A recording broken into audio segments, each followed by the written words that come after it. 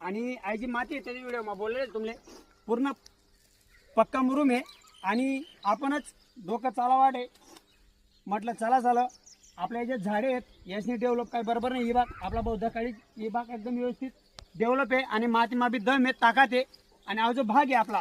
अहो जो भाग आहे अहो भागमात थोडा हलकी जमीन असल्यामुळे खूप काय मुरमाड आहे आणि दगड आहे आणि कानी भाग आहे त्यामुळे आधी जी बी मटेरियल आहे ते ती बाग चालणं जायले त्यामुळे आपणच डोकं चालवा म्हटलं चला आपण आडे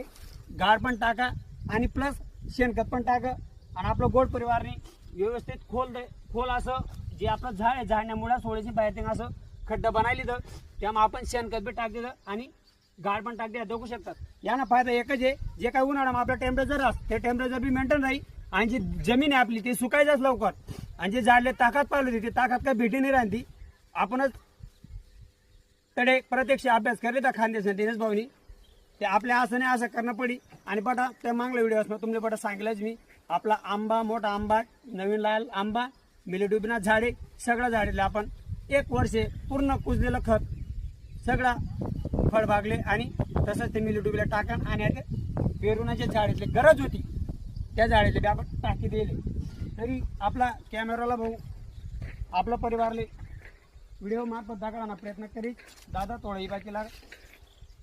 अशा प्रकारे आपला गोड परिवारने शेणखत एकदम व्यवस्थित टाकी दिले तर कुठे शेणखत प्लस गाड म्हणजे आता हे झाड एकदम आपला जो बाग आहे पेरूना फळबागना जी आईची साईट आहे आपली आईची छोटी वाटरांनी तुमले कॅमेरा बी दाखवा नाही जमीनना जो भाग आहे हलका बारी आहे पूर्ण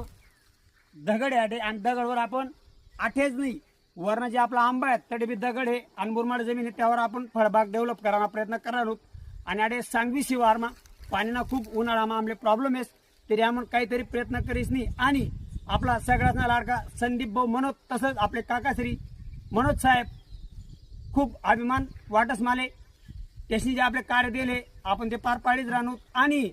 जी आमनं फळबाग लायले झाडे जगवा झाडे लावा जी मोहीम आहे ती मोहीमला आम्ही सामोरं जाहीर आमना